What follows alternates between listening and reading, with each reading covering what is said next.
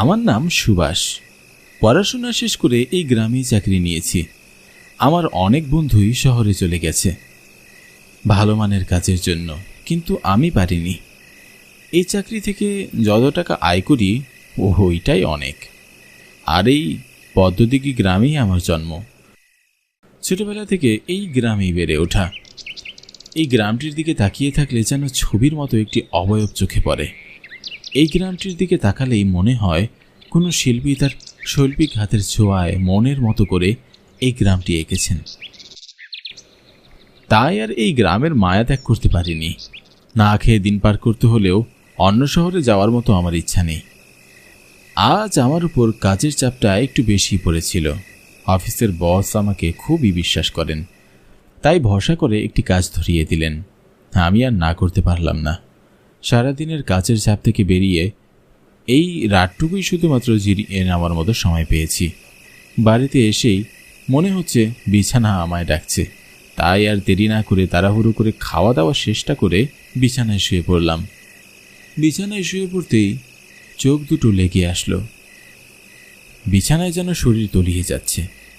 আর তাকিয়ে থাকতে পারলাম না। ঘুমিয়ে গেলাম এই ঠান্ডা শীতল পরিবেশে। আজকের আবহাওয়া অন্যান্য দিনের তুলনায় একটু অন্যরকম। অন্যান্য দিন ভ্যাপসানো গরমে এপাশ ওপাশ করতে করতেই সারা রাত কেটে যায়, ঠিকমতো ঘুমাতেও পারি না। কিন্তু আজ আবহাওয়াটি বেশ ঠান্ডা। চারিদিক থেকে শীতল হাওয়া বইছে। জানালা ভেদ করে শীতল হাওয়া আমার শরীরে এসে যেন ছোঁয়া দিয়ে যাচ্ছে। জ্যোৎস্নার পরিপূর্ণ আলো জানালা দিয়ে উঁকি মারছে।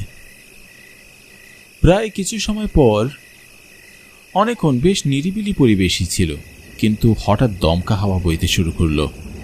পরিবেশটি আচমকা অস্থির হয়ে পড়ল। বাহির থেকে গাছের পাতাগুলো শর শর শব্দ শোনা যাচ্ছে। জ্যোৎস্নার ঝলমলে আলোয় বাহিরের অবস্থা স্পষ্ট দেখা যাচ্ছে। বিজলির ঝটকানির সাথে সাথে বাতাসের স্রোতে মেঘগুলো যেন ছুটে বেড়াচ্ছে। ওই দূরে দেখা যাচ্ছে মাটিতে টর্নেডোর মতো পাতাগুলো গোল গোল ঘুরছে।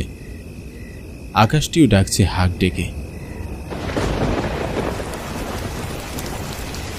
আমি শুয়ে সব দেখছিলাম। হঠাৎই চোখে এসে পড়ল জানালার বাইরে কেউ দাঁড়িয়ে আছে। জ্যোৎস্নার আলো আর বিজলি ঝলকানিতে স্পষ্ট দেখা যাচ্ছে একটি মেয়ে দাঁড়িয়ে আছে। পোশাক আশাকের ধরন দেখে বোঝাই যাচ্ছে বেশ ভদ্র পরিবারের মেয়ে। কিন্তু এই পদ্মদিঘি গ্রামে এই মেয়েটিকে আগে তো কখনো দেখিনি। আমি আর শুয়ে থাকতে পারলাম না। মেয়েটি কেন এত রাতে বাহিরে দাঁড়িয়ে রয়েছে জানার খুব কৌতূহল হলো। আবার মেয়েটি হয়তো বিপদেও পড়েছে, নয়তো এই বৃষ্টির মধ্যে কেনই বা বাইরে দাঁড়িয়ে থাকবে। আমি আমার ঘরের কোণে পড়ে থাকা একটি ছাতা নিয়ে মেয়েটির কাছে যেতে লাগলাম।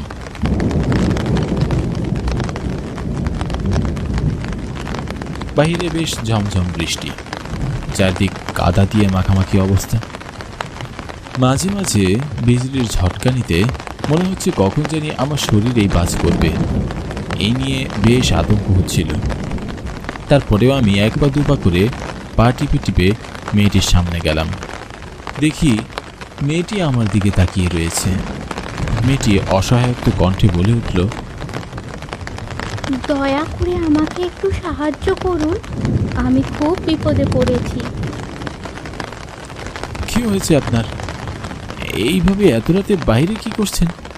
দেখে তো বেশ ভদ্র পরিবারের মেয়ে মনে হচ্ছে। আমি খুব বিপদে পড়ে এইখানে দাঁড়িয়ে রয়েছি, কি করব কিছুই বুঝে উঠতে পারছি না। কেন, কি হয়েছে আপনার? আজ আমার বন্ধুর জন্মদিন ছিল, তাই আমরা সব বন্ধুরা মিলে সিদ্ধান্ত নিয়ে এই গ্রামে এসেছিলাম, সবাই মিলে আনন্দ হইচই করব বলে। পিকনিক শেষ করে যে যার মতো বাড়ি ফিরে গেল। আমিও আমার মতো বাড়ির পথে রওনা দিলাম। কিছুটা পথ যাওয়ার পর আমার গাড়িটা নষ্ট হয়ে যায়, আর এত রাতে কোথাও মেকানিক পাচ্ছিলাম না, তাই হাঁটতে হাঁটতে সাহায্যের জন্য এত দূর এসেছি।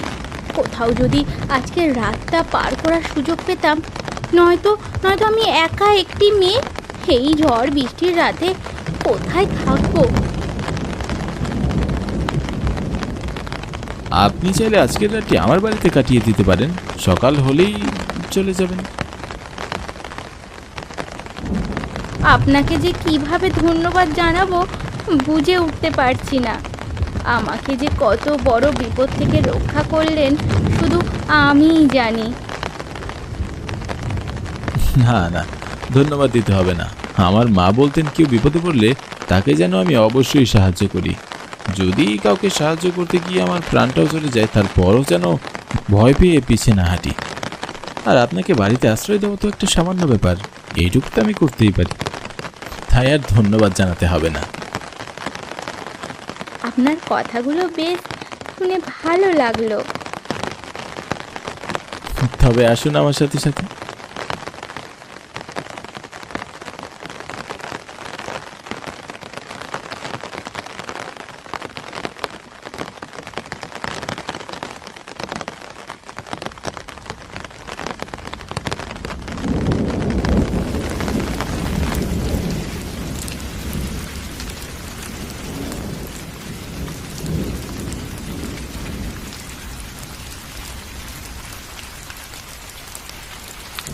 আমি মেয়েটিকে একটি ঘর দেখিয়ে আমার ঘরে চলে আসলাম। বেশ অনেকক্ষণ হয়ে গেল, তারপরেও বৃষ্টি থামার কোনো নাম নেই। বড় বড় ফুটায় মুষলধারে বৃষ্টি হচ্ছে, মনে হচ্ছে না আজ আর এই বৃষ্টি থামবে। কেন জানি না আজকে সকাল থেকেই মনের ভিতরটা কেমন যেন করছে।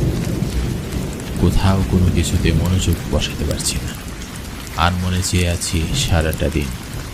এখন আর চোখে ঘুমও আসছে না, গটগট চোখে তাকিয়ে রয়েছি। হঠাৎ বিস্ময়কর হাসি শুনতে পেলাম। বেশ চমকে উঠলাম হাসিটির আওয়াজ শুনে। এত রাতে এমন অদ্ভুতভাবে কে হাসবে?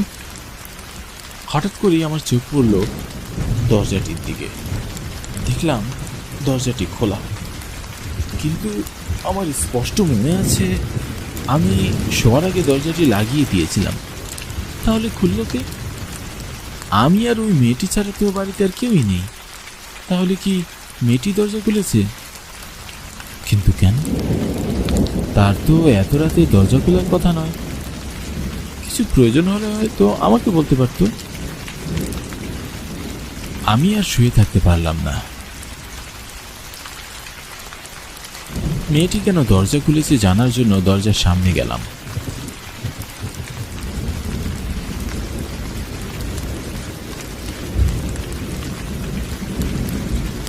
দরজাটির সামনে যেতেই আমার চোখ দুটো যেন কপালে উঠে গেল।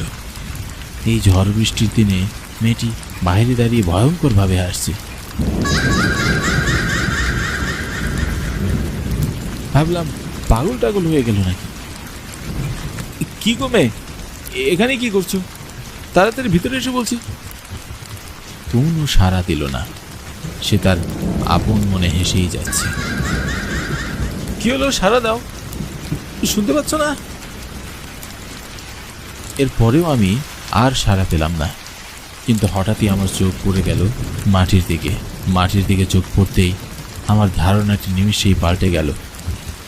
মাটিতে বৃষ্টির পানির সঙ্গে সঙ্গে রক্তের বন্যা বয়ে যাচ্ছে। মনে হচ্ছে কোনো মানুষের তাজা রক্ত বয়ে যাচ্ছে। ভয় আর হিমশীতল বাতাসে পুরো শরীর বরফের মতো ঠান্ডা হয়ে যাচ্ছে। চোখের পলক পড়তেই দেখি মেয়েটি আর মেয়ে নেই। সে ভয়ঙ্কর অশরীরী রূপ ধারণ করেছে। মেয়েটির চোখে প্রতিশোধের আগুন যেন দাউ দাউ করে চলছে। মুখ থেকে রক্তরঞ্জিত লালা ঝরছে। দুপাশে দুটো বড় বড় দাঁত দেখে মনে হচ্ছে আমাকে আস্ত চিপিয়ে খাবে। মেয়েটি আমার দিকে দ্রুত বেগে ছুটে আসছে।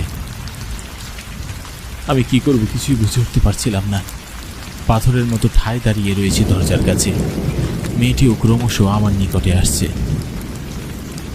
আমি পালাতে চেয়েও পালাতে পারছি না। মনে হচ্ছে পা দুটো কেউ পেরেক মেরে মাটির সাথে আটকে রেখেছে।